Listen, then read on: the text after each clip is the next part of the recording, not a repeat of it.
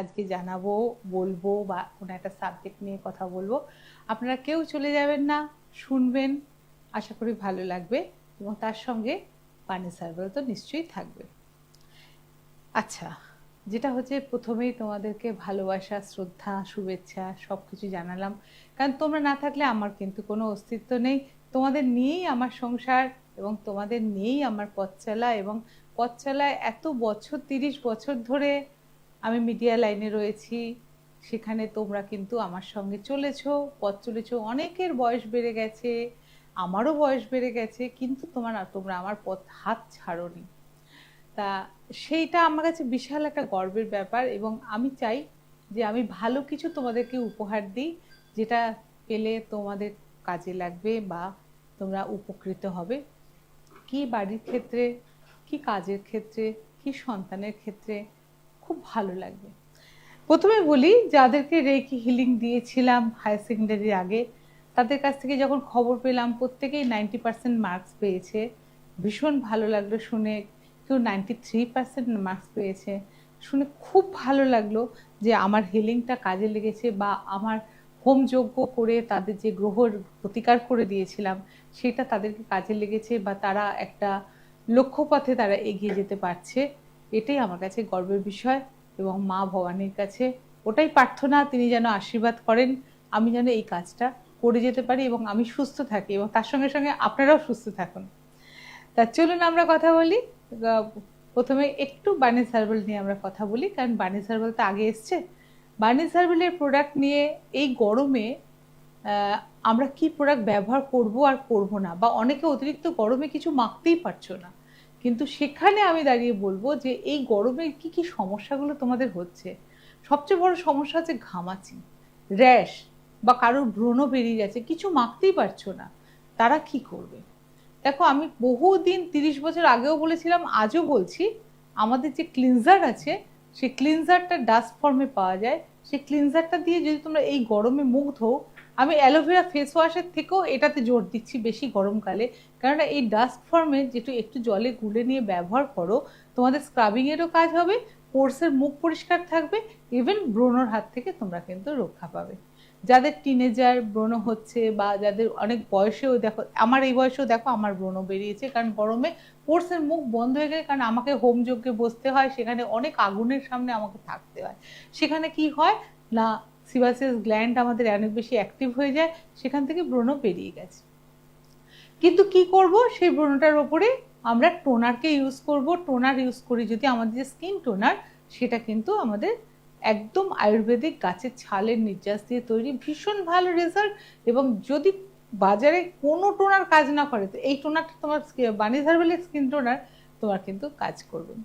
তার কাজে তোমরা এই প্রোডাক্টগুলো ব্যবহার করো, এবং আমাদের যে ফেয়ারনেস প্যাকটা আছে খুব কুলিং এফেক্ট দেয়। যখন দেখবে খুব গরম লাগছে, তুমি জাস্ট একটু ঠান্ডা গোলাপ জল দিয়ে আমাদের ফেয়ারনেস প্যাকটা একটু মুখে লাগাও। বাচ্চা থেকে বড় যে কেউ লাগাতে পারো। তার ভিতরে যে ইনগ্রিডিয়েন্টসগুলো আছে কারোর কোনো ক্ষতি করবে না, ডাস্ট ফর্মে আছে, লাগিয়ে দেখো যে এটা তোমরা কী রেজাল্ট পাচ্ছ। আমি বলবো যে ফেয়ারনেস অয়েল বা ময়েশ্চারাইজার কম ব্যবহার করো, কিন্তু এগুলো ব্যবহার করো। এগুলো এই, আর চুলের ক্ষেত্রে বলতে হবে না, প্রত্যেককে বলছি অল্টারনেট ডে বা এভরিডে শ্যাম্পু করবে। আমাদের শ্যাম্পু দিয়ে শ্যাম্পু করে দেখো, ভালো থাকবে, চুল ওঠা কম থাকবে। বা চুলে ঘাম বসতে দিও না, ঘাম বসলে কিন্তু চুল ওঠার প্রবণতা থাকবে। সেই ক্ষেত্রে আমাদের স্কাল্প টনিক যদি তুমি ইউজ করো, চুলে ঘামটা কম হবে এবং চুলের দুর্গন্ধ দূর হবে, এবং তুমি দেখবে যে নতুন চুল তোমার গজিয়েছে। 3 সপ্তাহের মধ্যে আমি গ্যারান্টি দেবো যে নতুন চুল গজিয়েছে। এবং আমাদের skin protein, hair protein pack যেটা রয়েছে, সপ্তাহে 1 দিন করে ইউজ করবে, দেখবে চুলের গোড়া কত শক্ত হচ্ছে। এটাই আমার বার্নিশ হার্বালের তরফ থেকে বলা। এবং পেটকে খেয়াল রাখবে, পেট যদি ভালো না থাকে, আমাদের লিভার সিস্টেম যদি ভালো না থাকে, তাহলে কিন্তু স্কিন, হেয়ার কেউই কথা বলবে না। কাজে ডাইজেস্টিভ সিস্টেমকে ভালো রাখার জন্য আমাদের ত্রিফলা তোমরা ব্যবহার করো। ত্রিফলা চূর্ণ যদি মনে করো রাত্রিবেলা শুতে যাওয়ার সময় ভিজিয়ে রেখে দেবে, সকালবেলা উঠে ওই জলটায় তোমরা খাবে, তাতে তুমি দেখবে যে সিস্টেমটা অনেক ক্লিয়ার হয়ে গেছে। এবং বাচ্চাদের ক্ষেত্রে দেখা যায় অল্প করে গরম করে সেই জলটা খাওয়ালে কৃমির হাত থেকে কিন্তু রক্ষা পাওয়া যায়। কাজে সেই ক্ষেত্রে তোমরা কিন্তু এই প্রোডাক্টগুলো ব্যবহার করো, ভীষণ ভালো থাকবে। আর যারা মনে করছো যে আমাদের যেটা সিরাম তৈরি করেছিলাম, সেই সিরামটা এই গরমের সময় খুব আইডিয়াল। আর আমাদের সানময়েস যেটা করা হয় অ্যাকোয়াবেস এই গরমকালে, সেটাও তোমরা মাখতে পারো। সেটাতেও তোমাদের কোনো ব্রণ বেরোবার টেন্ডেন্সি থাকবে না, বা তোমাদের কোনো রকম র্যাশ ঘামাচি বেরোবে না। এবং যাদের ঘামাচি আছে তাদেরকেও বলবো স্কিন টোনারটাকে ইউজ করো, দেখবে খুব ভালো থাকবে। তো এই ছিল আমার বানিজ হার্বালের তরফ থেকে কথা বলা। এবং তাছাড়া তোমরা আমাদের কাছে ফেসিয়াল করতে পারো। অনেকে এই সময় কি হয়, ডেড সেলটা প্রপারলি রিমুভ না হলে ঘাম বেশি হতে থাকে।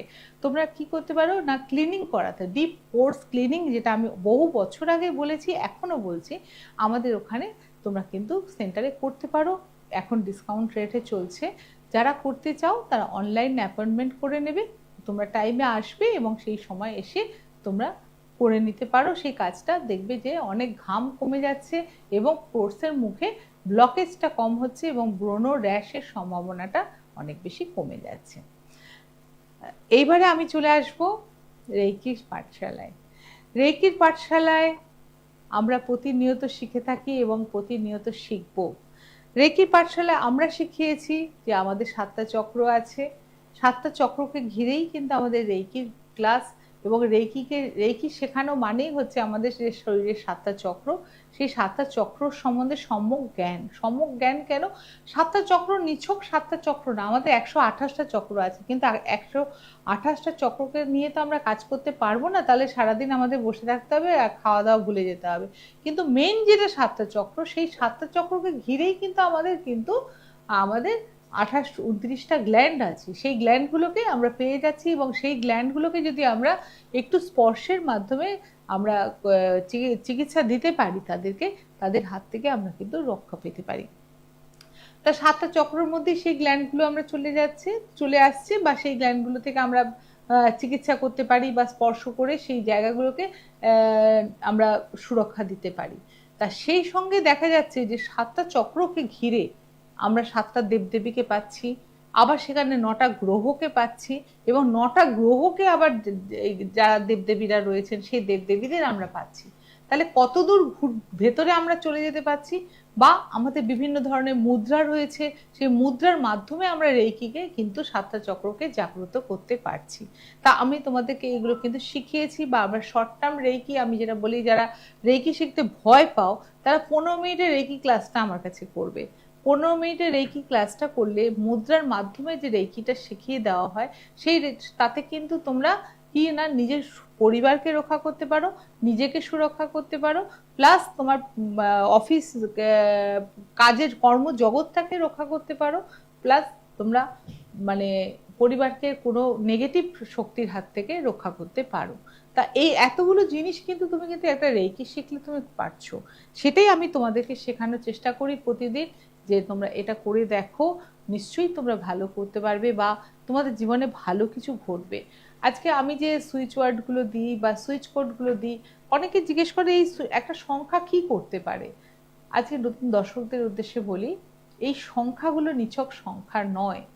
আমরা যে সংখ্যাগুলো দিয়ে থাকি সেই সংখ্যাগুলো প্রত্যেকটার মানে আছে, অন্তর্নিহিত মানে, এবং সেই মানের ব্যাখ্যা করতে গেলে পরে অনেক দূর যেতে হবে, কিন্তু সেটা স্বল্প সময়ের মধ্যে সম্ভব না। কিন্তু এই সুইচ কোড কিভাবে আমাদের কাজ করে, আমি আজকে বাহাতে আমি একটা সুইচ কোডের সংখ্যা লিখলাম।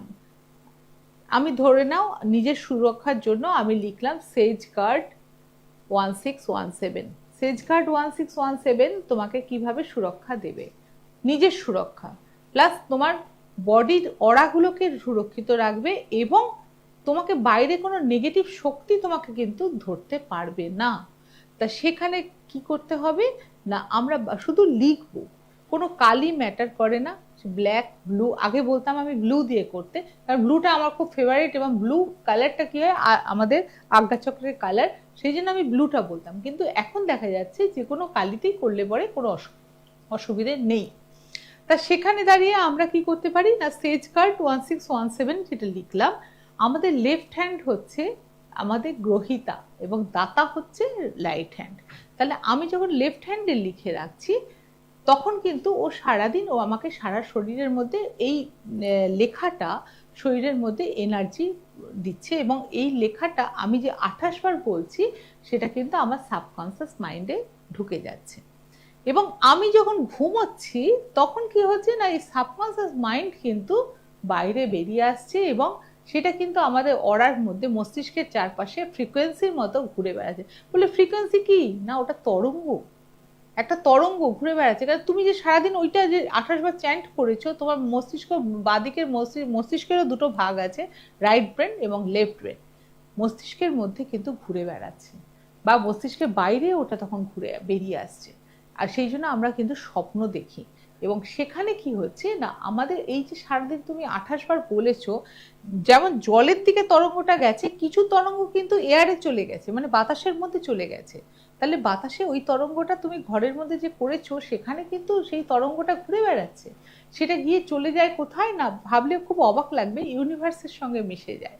এবং আমরা যখন ঘুমোই তখন আমাদের সেই ফ্রিকোয়েন্সির সঙ্গে, সেই ফ্রিকোয়েন্সি যদি মিলে যায়, যার অরা যত শুদ্ধ হবে এবং যে যত বিশ্বাসের সঙ্গে করতে পারবে, তার তত ফ্রিকোয়েন্সি খুব তাড়াতাড়ি মিলে যায় এবং তার রেজাল্টটা খুব তাড়াতাড়ি সে পায়। এবং যার ফ্রিকোয়েন্সির সঙ্গে মিলতে একটু সময় লাগে, অরা যদি ঠিক মতো ক্লিনিং না থাকে, এবার তুমি বলবে যে আমি অরা ক্লিন আছে কিনা আমি কি করে বুঝবো? অরা ক্লিন রাখার জন্য আমি তোমাদের বারবার বলেছি যে স্নান জিনিসটা এমন, স্নানটা খুব পবিত্র। স্নানের মধ্যে আমরা ওম লিখে নিয়ে স্নান করতে পারি, ওম নমঃ শিবায় লিখে স্নান করতে পারি, বা তুলসী পাতা কটা ফেলে আমরা স্নান করতে পারি, জলের মধ্যে একটু কর্পূর ফেলে স্নান করতে পারি, জলের মধ্যে একটু হলুদ ফেলে স্নান করতে পারি, জলের মধ্যে স্যান্ডেলউড অয়েল একটু দিয়ে স্নান করতে পারি, ক্যাম্ফার, কর্পূর বলেছি, এগুলো দিয়ে আমরা স্নান করতে পারি।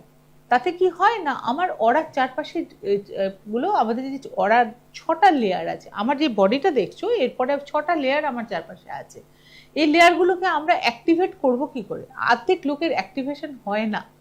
কেন হয় না? আমরা সারাদিন খারাপ ভাবছি, সব সময় ভাবছি নেগেটিভটা, আমার জীবনে আর কিছু হবে না, হতাশা, ডিপ্রেশন, এই নিয়েই কিন্তু আমাদের চলা। কাজে এইগুলো থেকে বেরোতে গেলে পরে কিন্তু আমাকে অরাকে ক্লিন করতে হবে। হ্যালো, কে বলছেন? হ্যালো, বাগনান থেকে বলছি। হ্যাঁ, বাগনান থেকে কে বলছেন বলুন? আমি মানে শিবানী রায় বলছি। শিবানী রায়, আচ্ছা, কি হয়েছে বলুন আপনার? বলছি আমার মেয়ে খুব ভুগছে, মানে প্রচুর ভুগছে, পেটের সমস্যা। পেটের সমস্যায় ভুগছে? হ্যাঁ হ্যাঁ বলুন, পেটের সমস্যায় ভুগছে? হ্যাঁ হ্যাঁ হ্যাঁ হ্যাঁ। পেটের কি সমস্যা হয়েছে? গ্যাসের সমস্যা না নাভিকে কেন্দ্র করে ওর ব্যথা হয়? হ্যাঁ, নাভিকে কেন্দ্র করেই ব্যথাটা হয়। আচ্ছা, আর খাওয়ার পরে বেশি ব্যথাটা হয় বোধহয়? হ্যাঁ হ্যাঁ হ্যাঁ, খাওয়ার পরেই ব্যথাটা হয়। মানে খাওয়ার আগে যত না হয়, খাওয়ার পরে বেশি ব্যথাটা হয়? হ্যাঁ হ্যাঁ হ্যাঁ। আর মেয়ের বয়স কত? 25 থেকে 28-এর ভেতরে? না না না। কত? এই 20 কমপ্লিট হয়ে 21-এ পড়েছে। 20 কমপ্লিট হয়ে 21-এ পড়েছে, আচ্ছা ঠিক আছে। তা এটা কতদিন ধরে হচ্ছে? 6 মাস ধরেই হচ্ছে ব্যথাটা। 6 মাস ধরে? ডাক্তার দেখিয়েছেন? হ্যাঁ, বললো লিভার বেড়েছে। লিভার বেড়েছে তো নাভির পাশে ব্যথা হবে কেন? জানি না, ওখান থেকে মানে ব্যথাটা কিন্তু ওখান থেকেই হয়। তা আপনি ওষুধ খাই? হ্যাঁ খেতেও যায়। হ্যাঁ, বুঝতে পেরেছি, আমি সেই জন্য তো বললাম নাভির পাশে ব্যথাটা হচ্ছে। আর ওষুধ খেয়ে কাজ হচ্ছে কি? হ্যাঁ, ওষুধ যে খাচ্ছে মেয়ে, ওষুধ খেয়ে কাজ হয়েছে? হ্যাঁ, মোটামুটি কাজ হয়েছে, কিন্তু এই বয়সে তো ডাক্তার বলছে এত ওষুধ খাওয়া যাবে না, না এই জন্য ওষুধও উনি বন্ধ রেখেছেন।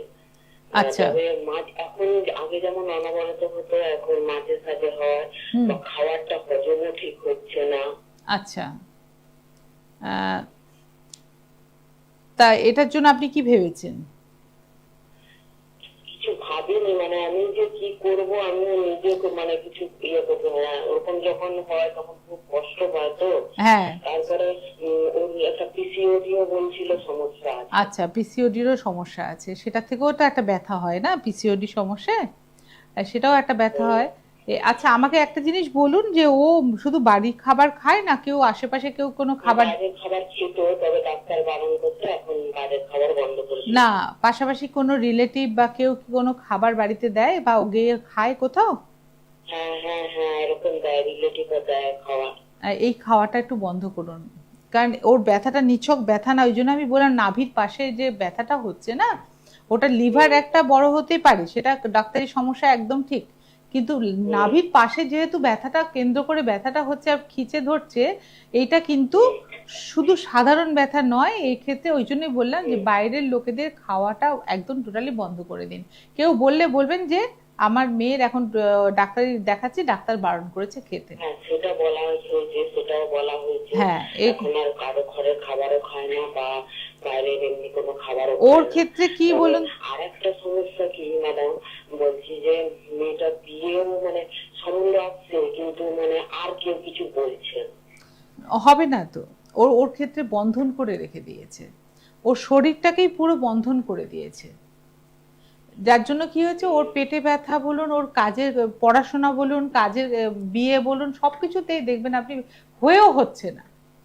হ্যাঁ ম্যাডাম, মানে বলছে পছন্দ হচ্ছে, কিন্তু তারপরে আর কোনো খোঁজ খবর দিচ্ছে না। সেইটা এই ক্ষেত্রে আপনাকে ওর গ্রহের প্রতিকার এবং এই বন্ধনটা কাটাতে হবে। এই ক্ষেত্রে আপনি আমাকে আমাদের ভবানীপুর সেন্টারে আমার সঙ্গে একবার এসে যদি কথা বলেন, আমার মনে হয় বেটার হবে। এটা কিন্তু আপনি মেয়েটাকে বাঁচাতে পারেন, বন্ধনটাকে কাটিয়ে নিতে পারেন। আর আমি এখন এখন যেটা এইমাত্র একটা সুইচ ওয়ার্ড বললাম, ওই সুইচ ওয়ার্ডটা আপনি ব্যবহার করতে পারেন, সেজগার্ড 1617। এটা কি হয়, নিজেকে সুরক্ষা দেয়। কিন্তু আপনি যতটা পারবেন বিকেলে যদি পারেন আমার সঙ্গে একবার ফোনে কথা বলে নেবেন একবার। কোন নাম্বারে কথা বলবো? ওই 9007348660, যে দেখুন স্ক্রলিং এ যাচ্ছে নাম্বারটা, ওই নাম্বারটা লিখে রাখুন, বিকেলে আমার সঙ্গে একবার কথা বলে। আপনি কোথায় থাকেন? আমি বাগনানে। বাগনান, ঠিক আছে, কোনো অসুবিধা নেই, আপনি একবার কথা বলুন, আমার সঙ্গে কথা বলে নেবেন। আচ্ছা, ঠিক আছে, হ্যাঁ, ঠিক আছে। ভালো থাকবেন। হ্যাঁ, এইরকম আজকে আমরা রেইকির কথা নিয়ে প্রসঙ্গে এইরকম প্রশ্ন আপনারা করুন, আমি উত্তর দেব। এবং এই যে বললাম সেজ গার্ড, এইটা কিন্তু যেই ফ্রিকোয়েন্সিতে মিলে যাবে তখনই কিন্তু সেজ গার্ড দেখবেন পরের দিন থেকে কিন্তু কাজ করতে শুরু করেছে। ম্যাক্সিমাম ক্ষেত্রে সেজ গার্ড যারাই লিখেছে তারাই কিন্তু বুঝতে পেরেছে যে আমাদের কাজ হয়ে গেছে, অনেকটা আমরা রিলিফ পেয়ে গেছি। এই আজকে আমাদের বিষয়ে আমি ঠিক করে এসেছিলাম যে বাস্তু নিয়ে কিছু কথা বলবো। সামনে আপনারা যারা বসবেন, দেখেন যারা, তারা একটু কাগজ পেন নিয়ে বসবেন, আমি যেটা বলবো সেটা লিখে নেওয়ার চেষ্টা করবেন, দেখবেন যে তাতে উপকার হবে। তা আমরা যে আমাদের যে 9টা গ্রহ, 9টা গ্রহর মধ্যে আমাদের প্রচুর দেবদেবী, 9টা গ্রহের মধ্যে কিন্তু দেবদেবীর বাস রয়েছে। এবং 9টা গ্রহের আপনারা দেখবেন পঞ্জিকা খুললে গ্রহ যে আছে, মানে যদি বলি যে গ্রহ সোম মঙ্গল বুধ বৃহস্পতি, সব গ্রহগুলো, গ্রহের যে দেবতারা, তাদের সব ছবি দেবেন পঞ্জিকা খুললেই আপনারা ছবিগুলো দেখতে পাবেন। এই গ্রহরাজদের সন্তুষ্ট করতে হয়, আমরা যার জন্য নবগ্রহের পুজো করে থাকি, হোম করে থাকি। যাদের বেশি গ্রহের ডিস্টার্ব তাদেরকে করে দিতে হয়। হ্যালো, হ্যাঁ দিদি নমস্কার। নমস্কার, কে বলছেন? হ্যাঁ, আমি মিয়ানিপুর থেকে বলছি। আপনার সন্ধ্যা। কি সন্ধ্যা? কি সন্ধ্যা পাল। সন্ধ্যা পাল, হ্যাঁ বলুন, কি হয়েছে? দিদি আমার একটা না মানে পায়ে ব্যথা হচ্ছে। হ্যাঁ, ওটা থেকে থেকে হয় আমার কমে যায়। আচ্ছা, বুঝতে পারি। হ্যাঁ, ওই হাঁটুর নিচ থেকে পেছনের যে দিক থেকে গোড়ালি অব্দি এটা ব্যথাটা হয়। মানে পায়ের কাফটা যেটা, সেটা কামড়ে ধরে ভীষণ ভাবে, তাই তো? হ্যাঁ হ্যাঁ হ্যাঁ দিদি, ওটা একটা নার্ভের মতো, নার্ভের মনে হয় যেন সেই ওইখান থেকে নার্ভ যেন টেনে খিচে ধরছে, তাই তো? হ্যাঁ হ্যাঁ দিদি, একদম খিচে ধরে ওইটা। আবার অনেক সময় হাঁটতে হাঁটতে আবার ঠিক হয়ে যায়। ঠিক হয়ে যায়, তাহলে পরে আবার একটু বেশি হয়। বুঝতে পেরেছি। তুমি যেটা করবে, কাগজ পেন আছে সামনে, একটু হ্যাঁ, নিশ্চয়ই হ্যাঁ। নিশ্চয়ই লিখে নাও 5.0 HZ। এইটা তোমার পায়ের কাফের মধ্যে নীল পেন বা কালো পেন দিয়ে লিখে নেবে। এবং যখন চলবে বা বাড়িতে সকালবেলায় যখনই টাইম পাবে, এরকম কাছের গ্লাসে জল নিয়ে এদিকে তাকিয়ে 5.0 হার্জ, 5.0 হার্জ বা 5.0 HZ, এইটা তোমরা বলবে 28 বার বলে জলটা তুমি খাবে, তুমি দেখো এটা তোমার ব্যথাটা কমে যাবে।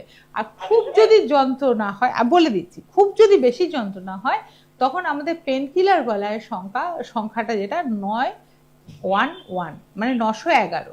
911 বলবে না, 911 বলবে। তুমি দেখবে হ্যাঁ ব্যথাটা কমে গেছে তোমার।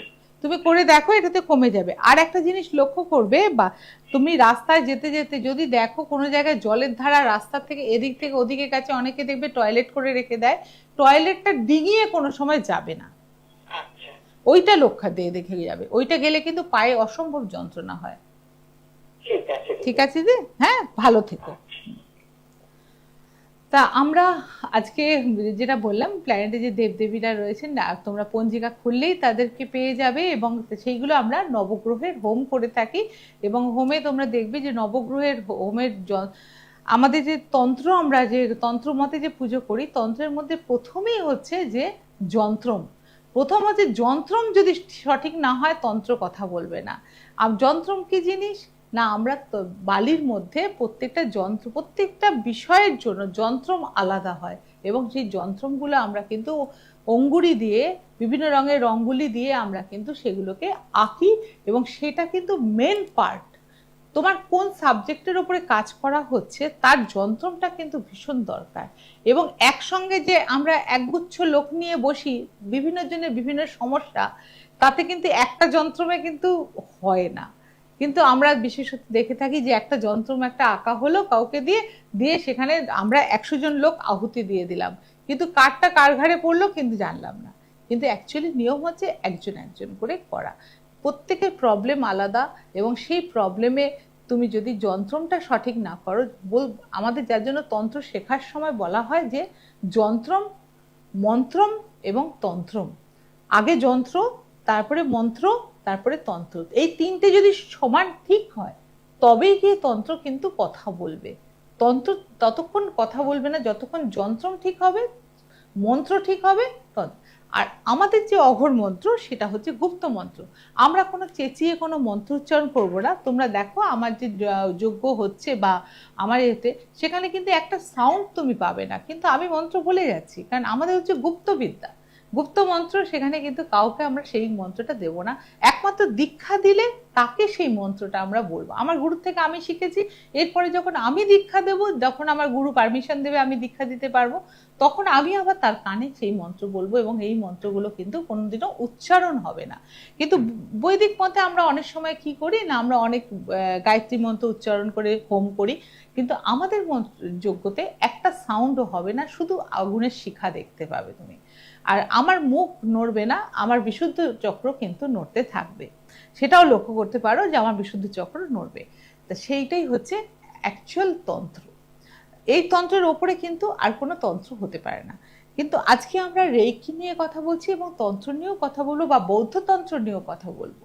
বৌদ্ধ তন্ত্রেও আমরা একই জিনিস করি। বৌদ্ধ তন্ত্রে তো আমরা সিম্বল এঁকে, শুধুমাত্র হাতের আকার ইঙ্গিতে সিম্বল আঁকি, সেখানে বিভিন্ন দেবদেবীকে, বিভিন্ন নবগ্রহের দেবতাদের শুধু সিম্বলের মাধ্যমে তাদেরকে আনবো। কিন্তু সিম্বল যদি ভুল হয় তাহলে একটা দেবতাও আসবেন না। এবং বৌদ্ধ তন্ত্রে একটা মজা হচ্ছে, বৌদ্ধ তন্ত্রে তুমি যখন তাদেরকে, বুদ্ধদেবকে তুমি যখন আহ্বান করছো, তার সঙ্গে সঙ্গে তোমার ইষ্ট দেবতাকে আহ্বান করতে হবে, তোমার ইষ্ট গুরুকে আহ্বান করতে হবে। তোমাকে না হলে কিন্তু তুমি বৌদ্ধ তন্ত্র কাজ করতে পারবে না, এবং সেখানে কাজ সাকসেসফুল হবে না। সেই কাজটা ততক্ষণ না সাকসেসফুল হবে যতক্ষণ না তারা এসে, এবং তারা আসতে কিন্তু এত সহজ তারা আসেন না, তার জন্য আমাদের কিন্তু অনেক হাজার জব করতে হয়, জব করে তাদেরকে নিয়ে আসতে হয়। হ্যালো হ্যালো হ্যালো, হ্যাঁ বলুন। আমি কলকাতা থেকে মালা বলবো। বলো। আমি কলকাতা থেকে মালা বলবো। হ্যাঁ মালা, বলো কি হয়েছে। আমার গলা দিকে ঘাড়ের নিচে পিঠটা অত্যন্ত যন্ত্রণা করে। ঘাড়ের নিচে মানে এরকম জায়গায়, মানে ঘাট থেকে নিচে, এই পিঠের মাঝখানটা, ঘাড়ের নিচে পিঠের মাঝখানটা? পিঠের মাঝখানটা না, এই ঘাড়ে, মানে ঘাট থেকে নিচে। হ্যাঁ, এগুলো আমার শরীরে ডান দিকে আছে, কিন্তু বেশি যন্ত্রণা আছে এই বাঁ দিকে নিচে, অত্যন্ত যন্ত্রণা। দেখো স্পন্ডিলাইটিস হয়েছে কিনা দেখিয়েছো? না, স্পন্ডিলাইটিস এটা নয়, এটা নার্ভ, কি জানি মনে হয়। নার্ভের থেকে দেখো, হোমিওপ্যাথিকও খাচ্ছি, শোনো, কমছে না। কমছে না। আর তুমি একটা কাজ করবে, তুমি বরফের শেক দেওয়ার চেষ্টা করবে। বরফের শেক দেওয়া যায়, আইস ব্যাগ পাওয়া যায়, আইস ব্যাগ নিয়ে আইস ব্যাগ নিয়ে শেক দেবে, ওটাতে অনেক উপকার পাবে। আরেকটা জিনিস চ্যান্টিং করবে, সেটা হচ্ছে যেটা আমি এইমাত্র বললাম, নার্ভের যে কোনো পেনেতে 5.0 Hz এইটা চ্যান্টিং করো। আর ওখানে হাত রেখে এরকম ভাবে হাতটা রাখবে, বুঝতে পেরেছো? হাতটা রেখে 5.0 Hz এটা চ্যান্টিং করো। হ্যাঁ হ্যাঁ, ডান হাত, তুমি ডান হাত কি বাঁ হাত? ডান হাত এরকম রাখবে, এরকম রেখে 5.0 Hz 5.0 Hz দেখবে। হ্যাঁ, দেখবে তোমার হাতটা গরম হচ্ছে আস্তে আস্তে, যেই তুমি চ্যান্টিং করবে না 28 বার। না না, গরম শেকের থেকে তুমি বরফের শেক দিয়ে দেখো, এটাতে উপকার পাবে বেশি। হ্যাঁ, কেন গরম? না না না, তুমি আমার আমার কথা শুনে তুমি বরফের শেক করে দেখো, দেখবে ওটাতে উপকার পাবে। আর গরম শেক করলে আরো ছড়িয়ে যাবে ব্যথাটা, কিন্তু বরফের শেক দিলে পরে তুমি দেখবে যে অনেকটা তুমি রিলিফ পেয়েছো। এখন চিকিৎসাবিদ্যা অনেক পাল্টে গেছে, তুমি করে দেখো। আর 5.0 Hz যদি পারো কাউকে দিয়ে পিঠে লিখিয়েও রাখতে পারো, তুমি অসুবিধে নেই কিছু। কাউকে দিয়ে আরো আরাম পাবে, উপকারও পাবে, খুব ভালো থাকবে। আরেকটা জিনিস করবে, সেটা হচ্ছে ঘাড়ের এই জায়গাটা হচ্ছে আমাদের কোন জায়গায় পড়ছে না, বিশুদ্ধ চক্রের সমান। তুমি যদি পারো, তুমি এইদিকে গলার এখানেও হাত রেখে হাম, HUM, হাম হাম চ্যান্টিং করবে বিশুদ্ধ চক্রকে। হ্যাঁ, আরেকটা জিনিস তোমার সমস্যা হয়, সেটা হচ্ছে যে তুমি যে বাড়িতে বাস করছো, তুমি যাদের সঙ্গে থাকো তাদের সঙ্গে তোমার একটু মতবিরোধ হয়। হয় কি? হাজবেন্ড ওয়াইফ থাকলে কি হয়? হাজবেন্ড ওয়াইফ কি সবাই কি খুব সুখী দম্পতি? আমাকে বলো তো। কেউ সাউথ পোল, কেউ নর্থ পোল। হ্যাঁ, সেটাই বলছি যে সেই ক্ষেত্রে দেখো, বেশি যদি তুমি অসুস্থ থাকো তখন তোমার মেজাজে একটু খিচড়ে থাকে। হ্যাঁ, তখন কি হয়, ভালো কথাটাও শুনতে ভালো লাগে না। হ্যাঁ, তা আমি কি ভুলটা বললাম বলো? তা সেই জায়গাটায় তুমি নিজেকে ঠিক করো, তুমি ভালো থাকবে। বা এরকম যখন আমাদের যখন হোম হয় না, আমাকে ফোন করবে। কোনো সময় আমার মন্দিরে এসে হোমে একটু বসে আহুতি দিয়ে যাবে, দেখবে যে তুমি এই ভাবটা কেটে যাবে তোমার। অনেক সময় কি হয়, আজকে আমরা বাস্তু নিয়ে এক্ষুনি কথা বলবো, বাস্তুর মধ্যে অনেক নেগেটিভ শক্তি থাকে, যার জন্য আমাদের কিন্তু এই ব্যথা বেদনা, মানে বিভিন্ন রকম শারীরিক প্রবলেম এইগুলো কিন্তু এসে থাকে। ঠিক আছে, তুমি শুনতে থাকো, আমি বলছি, শোনো। হ্যাঁ, আজকে যেটা এটা নিয়ে আর আর অন্য কথা যাচ্ছি না, আমি যে সোজা চলে যাচ্ছি, আমাদের আজকে বিষয় ছিল, আমি বলেছিলাম বাস্তু নিয়ে সমস্যা। বাস্তু নিয়ে সমস্যা আমাদের কোনো বাড়ি, এমন কোনো কলকাতা শহরে বা শহরাঞ্চলিতে বাড়ি নেই যেখানে কেউ বলবে যে আমি খুব ভালো আছি। খুব কম বাড়ি পাবে যে সুস্থ আছে। যারা বাস্তু মতে বাড়ি করেছে তারা ভালো থাকবে, বা যারা বাস্তু সংস্কার করিয়ে নিয়েছে তারা ভালো থাকবে, আর যারা বাস্তুসম্মতভাবে মানে তারা ভালো থাকবে। তাছাড়া দেখা যাচ্ছে যে ম্যাক্সিমাম লোকের বাড়িতে দেখা যায়, নয় দিনের বেলা একটু মনোমালিন্য হচ্ছে, কারোর দুপুরে মনোমালিন্য হচ্ছে, কারোর রাতের দিকে সন্ধ্যের পর থেকে দেখছে মনোমালিন্য হচ্ছে কিছু না কিছু নিয়ে। আর নয় হাজবেন্ড অসুস্থ, নয় স্ত্রী অসুস্থ, আর না হলে ছেলে মেয়েরা পড়াশোনা করছে না ঠিক মতো, নয় মেয়ে অনেক রাত করে বাড়ি ফিরছে। এইসব ছেলে রাত করে বাড়ি ফিরছে, বা ছেলে মেয়ে কথার অবাধ্য হয়ে যাচ্ছে, বা কারোর অফিসে চাকরি নিয়ে গন্ডগোল, মানে কিছু না কিছু বাড়ির মধ্যে কিন্তু প্রবলেমটা এসে যাচ্ছে। তা এইটার জন্য কিন্তু আমরা কি করছি না, বিভিন্ন অ্যাস্ট্রোলজারের কাছে যাচ্ছি, ছুটছি, বা গ্রহরত্ন ধারণ করছি, কিন্তু দেখা যাচ্ছে যে আমাদের সমাধান হচ্ছে না। তা সেই সমাধানটা আমরা করব কি করে? এখানে আসল রুটটাই হচ্ছে বাস্তু। আমরা যে বাড়িটা তৈরি করেছি বা ভাড়া বাড়িতে থাকি, সেই বাড়িটায় আগে কোনোদিনও কেউ কিছু হয়েছিল কিনা আমরা কিন্তু জানি না। সেই জন্য বাস্তুর সমস্যার সমাধানটা খুব দরকার। অনেকে বলে দিদি আমি ভাড়া বাড়িতে আছি, আমি কেন বাস্তুর সমস্যা?